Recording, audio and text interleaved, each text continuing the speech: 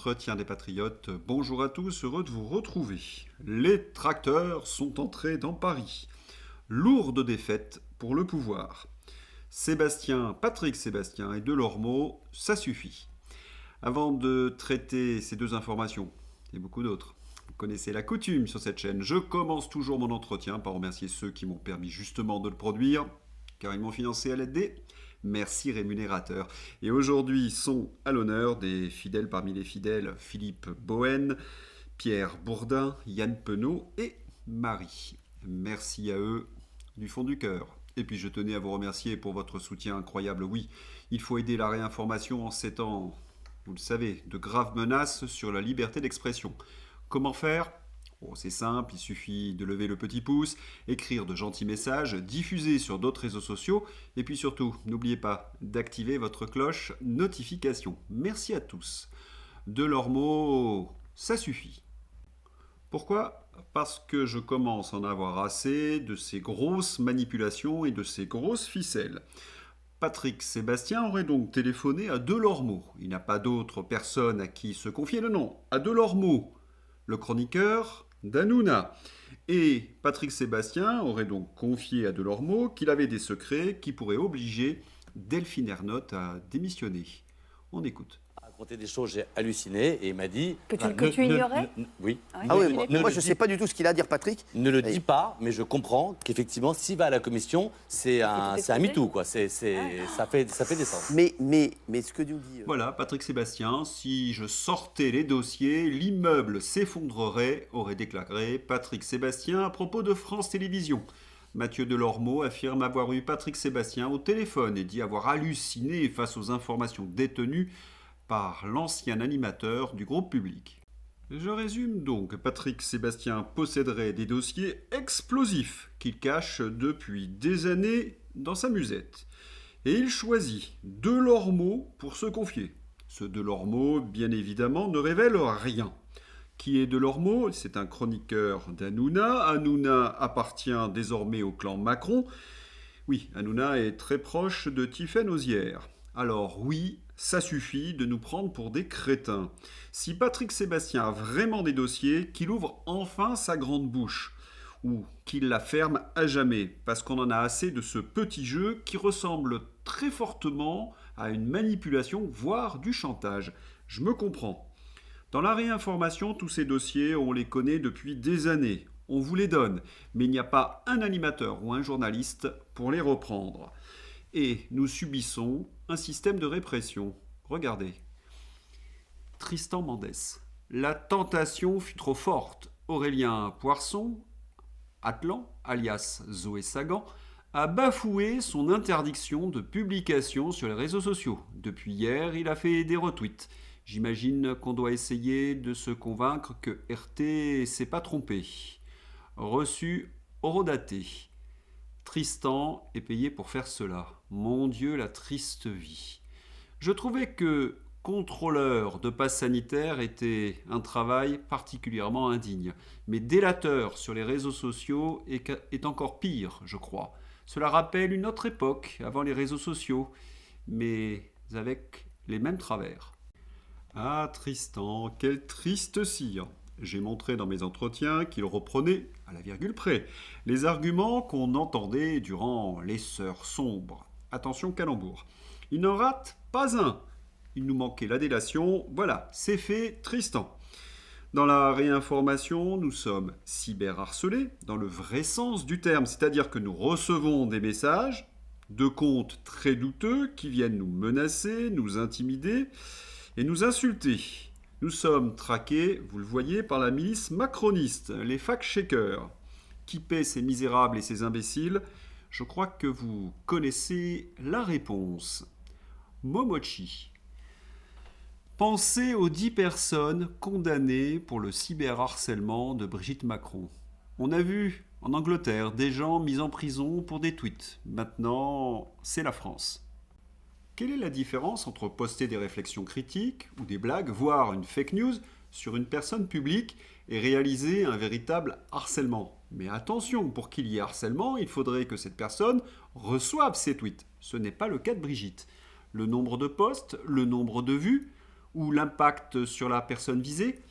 Parce qu'entrer dans la scène publique implique d'accepter un certain niveau de critique ou de caricature. Est-ce qu'on peut commenter l'événement ou sera-t-on aussi accusé de continuer le cyberharcèlement? Est-ce que chaque politicien ou personnalité publique se prenant des critiques, des insultes ou des blagues sur Twitter va envoyer des gens en prison? Et je n'arrive pas à m'enlever de la tête le timing parfait avec l'interdiction des réseaux sociaux aux moins de 16 ans, par vérification d'âge, comprenez d'identité, qu'on essaie d'imposer dans plusieurs pays. Il faut être clair, si quelqu'un vous envoie des insultes régulièrement, c'est du cyberharcèlement. Si vous dites des mensonges sur une personne, c'est de la diffamation, c'est la loi. Dans le cas de Bribri, c'est ni l'un ni l'autre. Et oui, ni l'un parce qu'elle n'a pas reçu des messages, et ni l'autre puisqu'elle n'a pas porté plainte pour diffamation. Et on attend toujours sa plainte pour diffamation contre Xavier Poussard. À mon avis, on risque d'attendre très longtemps. Le jugement contre les 10 prévenus était donc un verdict tyrannique de circonstance. Et voyez Bribri réagir lorsqu'on lui parle de ses propos déplacés sur les féministes. Mais moi, je veux bien leur parler. C'est pas un souci. S'ils veulent discuter, je veux bien. S'ils ont besoin de parler, je les recevrai ou je veux bien leur parler.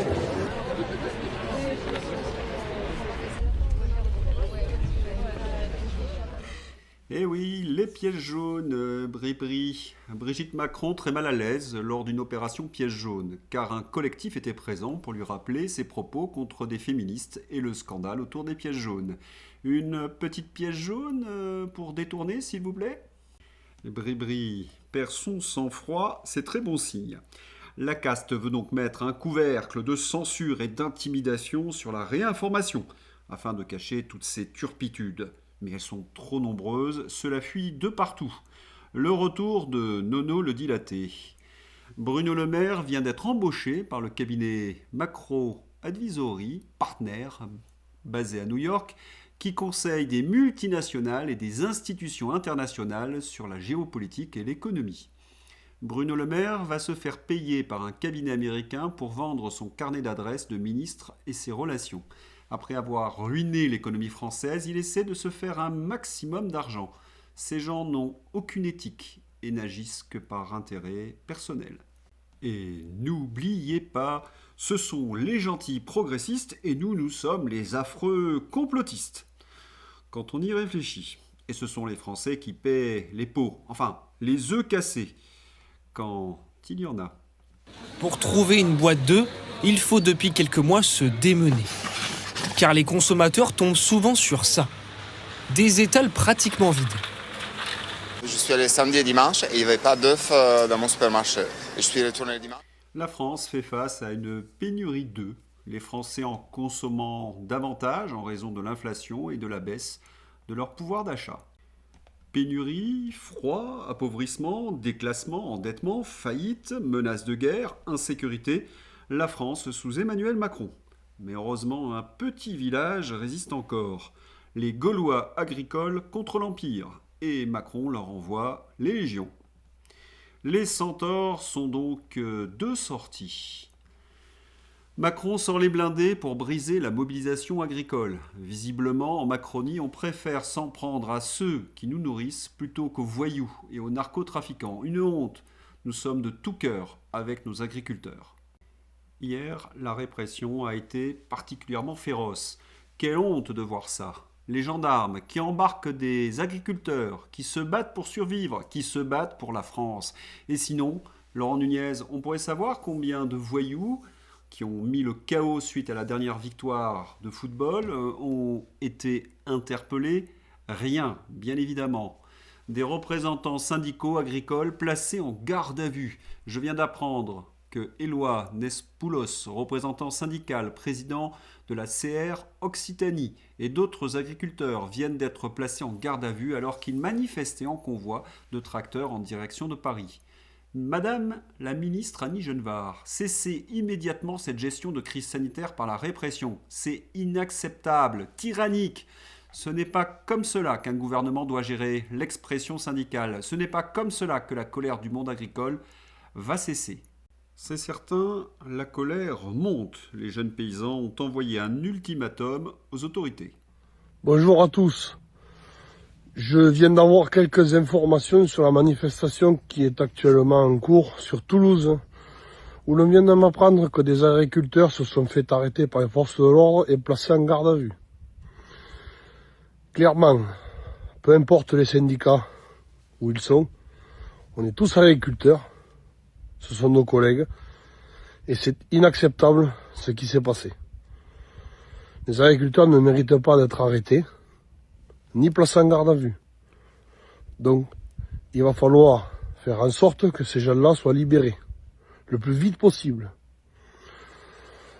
Donc, j'appelle que sur les coups de 16 heures, s'ils ne sont pas libérés, j'appelle mon réseau à des actions coup de poing, comme on sait les faire. Le reste des informations arrivera sur les groupes. Tenez-vous prêts, préparez les tracteurs, préparez les voitures.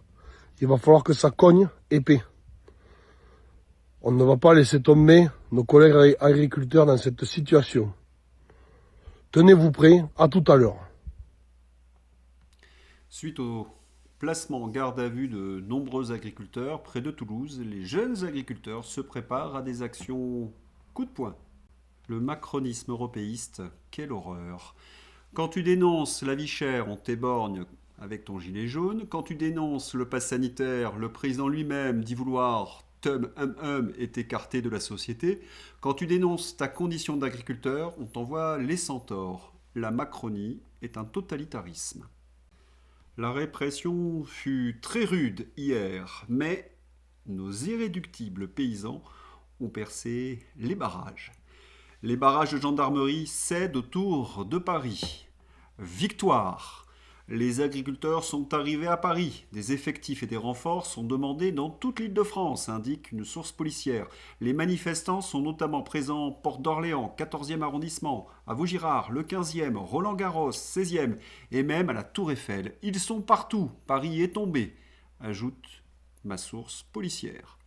Mais quelle énorme défaite pour le gouvernement que ces tracteurs qui campent devant l'Arc de Triomphe. Victoire, victoire, victoire du monde agricole. Place de l'Étoile, les agriculteurs qui nous nourrissent.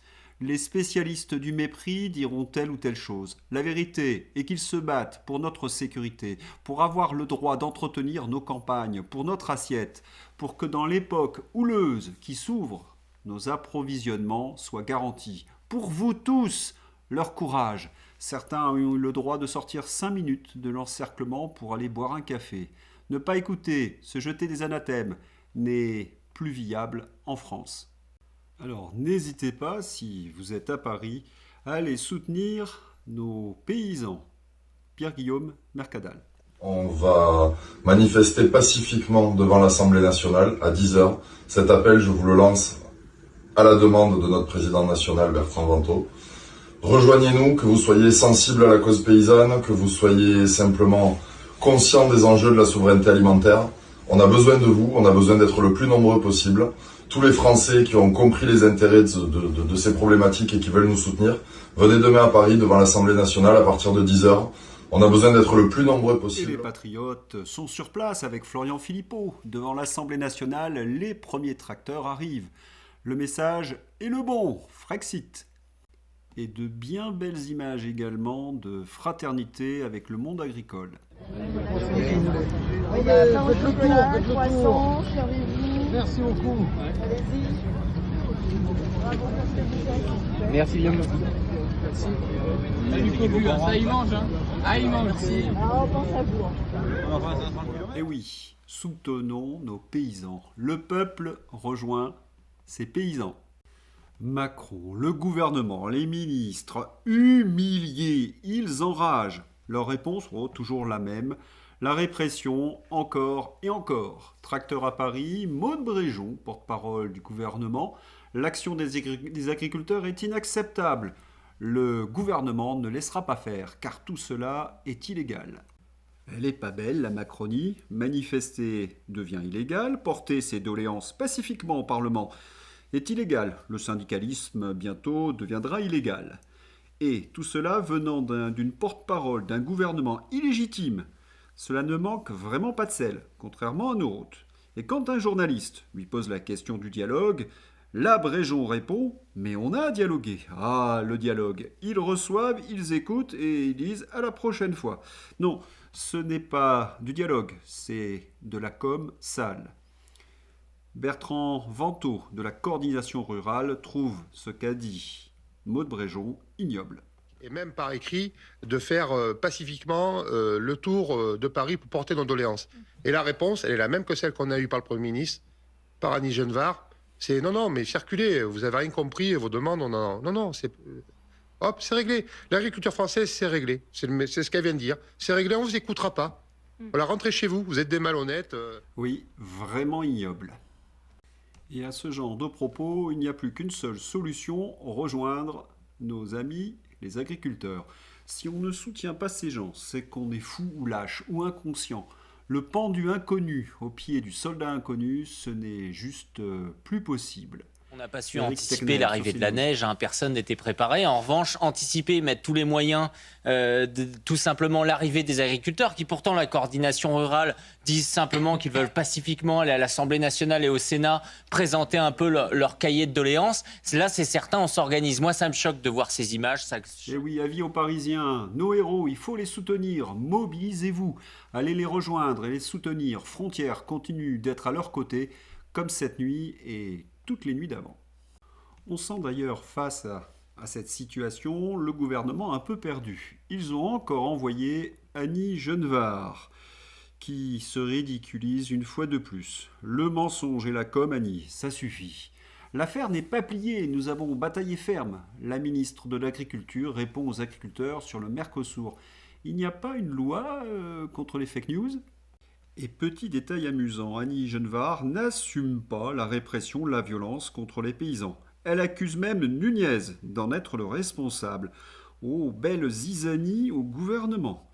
Il faut dire qu'envoyer des centaures, des armes de guerre contre les paysans, c'est inadmissible.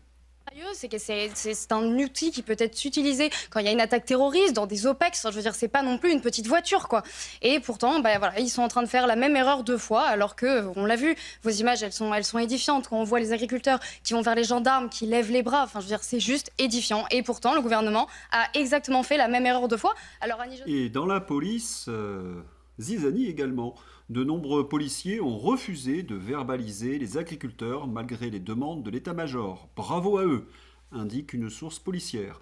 La préfecture de police était divisée. Une tension interne est apparue entre la DOPC, spécialisée dans le maintien de l'ordre, qui voulait interpeller les agriculteurs, et les services de la DSPAP qui ont joué l'apaisement et le dialogue.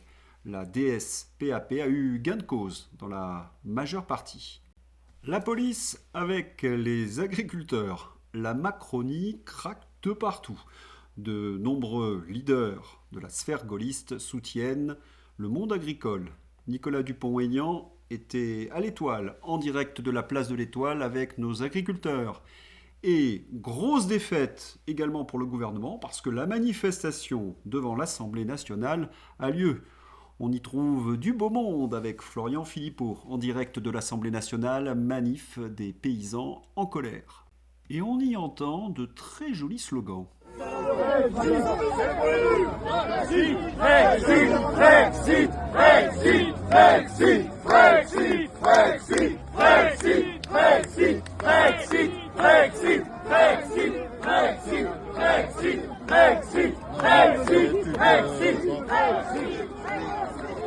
Et le MPC, bien évidemment, soutient nos agriculteurs devant l'Assemblée nationale. Émouvant.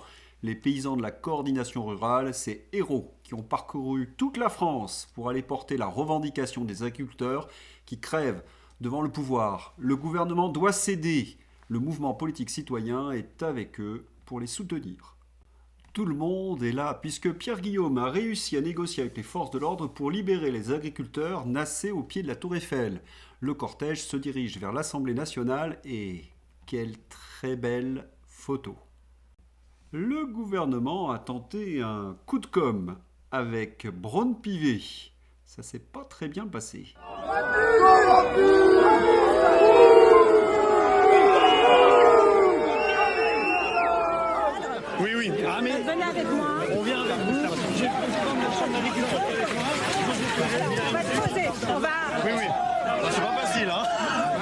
mais c'est pas parce que c'est pas possible. C'est pas possible ça. Les agriculteurs font comprendre à la présidente de l'Assemblée nationale, Yaël Braun-Pivet, qu'elle n'est pas la bienvenue. La base. Les slogans sont en effet très hostiles à la Macronie. Macron démission, scandent les agriculteurs devant l'Assemblée nationale. D'autres leaders politiques viennent soutenir les agriculteurs, notamment le Rassemblement national. Je suis présente ce matin aux côtés des agriculteurs qui manifestent devant l'Assemblée nationale. Également Éric Zemmour et Sarah Nafo. Sarah Nafo présente devant l'Assemblée nationale pour soutenir les agriculteurs. C'est un très beau succès pour les paysans. Malgré le chahut contre Braun-Pivet, l'atmosphère est bonne enfant. Frontière, la situation est très apaisée. On a même pu discuter avec les forces de l'ordre, contents de faire face aux agriculteurs plutôt qu'à l'extrême gauche en termes de violence. Car ils sont très gentils, contrairement à ce que certains avancent, comme les macronards.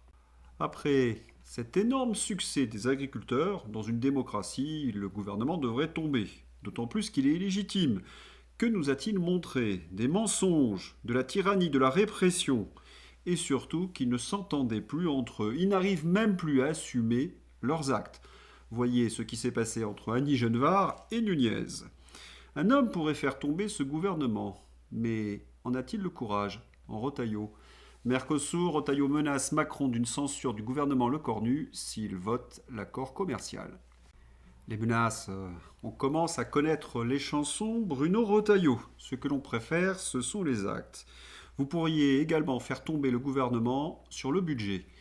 Le gouvernement minoritaire et la tyrannie, chapitre 255, budget 2026, Amélie de Montmachin n'exclut rien pour faire adopter le texte, pas même un 49.3. Autre dossier qui devrait faire tomber Emmanuel Macron, c'est la politique européenne. C'est sans doute la première fois depuis la fin de la Seconde Guerre mondiale que l'Allemagne affirme avoir pour objectif l'hégémonie militaire européenne. Pas de couple franco-allemand, pas de co-construction européenne. Non, l'Allemagne en leader unique. Le plan géopolitique de l'Allemagne n'a jamais été aussi clair. Utiliser ses dépenses militaires massives, qui bénéficient d'une exemption au traité européen, pour réformer leur économie et l'adapter à la nouvelle donne géopolitique mondiale, attirer capitaux et talents en Allemagne au détriment du reste de l'Europe, se positionner en numéro 2 de l'Occident, leader de l'OTAN côté européen. Les Américains sont favorables à ce plan car ils tiennent économiquement l'Allemagne. Celle-ci leur propose d'assurer la sécurité de la frontière russe et les coûts de défense européens en échange de la reconnaissance implicite de son hégémonie. Marginaliser l'industrie d'armement française en créant des alternatives allemandes ou européennes sous domination allemande et proposer des garanties militaires à tous les pays européens pour diluer le pouvoir de la dissuasion nucléaire française. Neutraliser l'avantage énergétique français avec le marché européen de l'énergie. La situation stratégique de la France est extrêmement critique, mais nous avons Emmanuel Macron au pouvoir. Ne manquez pas les prochains épisodes que je consacre à ces sujets. J'y veillerai. Et ce qu'il y a de stupéfiant, comme dirait le Poudret, c'est qu'il y a encore des hommes politiques pour soutenir ce projet despotique européen et Emmanuel Macron. Un socialiste bien évidemment, André Valigny, sur CNews. Le résultat. Il n'a pas tout échoué. Qu'est-ce qu'il a réussi?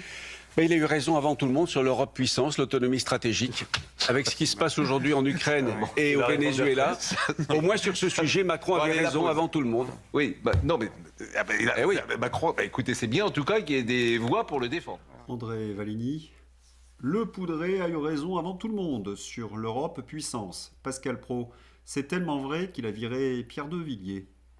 Ah, ces socialistes, ils ne décevront jamais. Valigny soutient donc le projet totalitaire européen, la fin de la liberté d'expression, la fin de la citoyenneté française, la mainmise de l'Allemagne sur nos fleurons industriels, la guerre à outrance, la fin de notre agriculture, et la liste n'est pas close.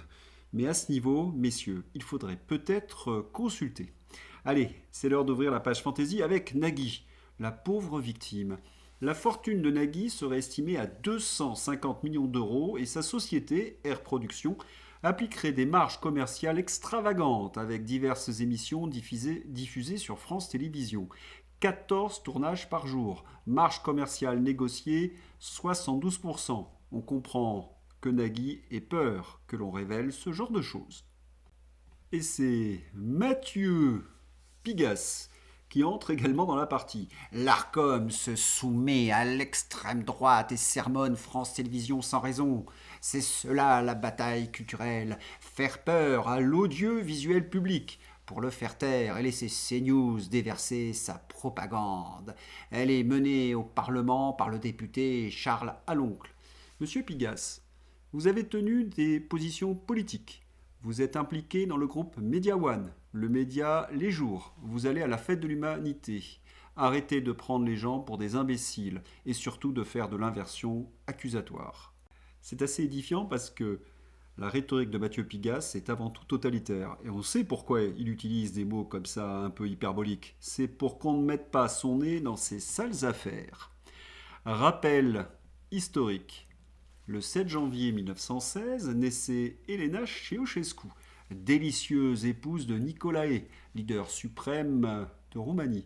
C'est curieux, mais cette Elena me rappelle quelqu'un d'autre, vous ne trouvez pas? Agnès, nulle à chier. Là, elle fait quand même très fort. Que ceux qui soutiennent le développement du nucléaire prennent leurs responsabilités. Aujourd'hui, c'est le Rassemblement national, mais aussi, et je regrette, les Républicains qui bloquent la programmation pluriannuelle. Le regain de production tombe à pic pour faire face à une vague de froid hivernal. Électricité au plus fort de l'hiver, la France peut enfin compter sur son parc nucléaire. Grotesque, cette Agnès. Il y a un autre argument utilisé pour valider le Mercosur, c'est que les Brésiliens achèteront notre fromage. Une centaine de tracteurs actuellement dans Paris. Alexandre, au 32-16. C'est du foutage de gueule de nous faire croire que les Brésiliens vont acheter nos fromages. Avec un SMIC à 215 € par mois au Brésil, comment ils vont acheter notre fromage à 20 € le kilo? Et puis, ma préférée à tous ces bobos. Robert De Niro, farouche opposant à Donald Trump, a voté pour le maire fanatique Mandani. Aujourd'hui, Mandani exige des impôts que De Niro refuse de payer, les jugeant abusifs. Alors De Niro annonce qu'il quitte New York. Et je vous fais une prédiction, comme tous les bobos quitteront un jour la France insoumise. Allez, une dernière pensée pour notre Gauloise sans filtre, Brigitte Bardot. C'est tout pour aujourd'hui, je vous souhaite une excellente journée, à bientôt, au revoir.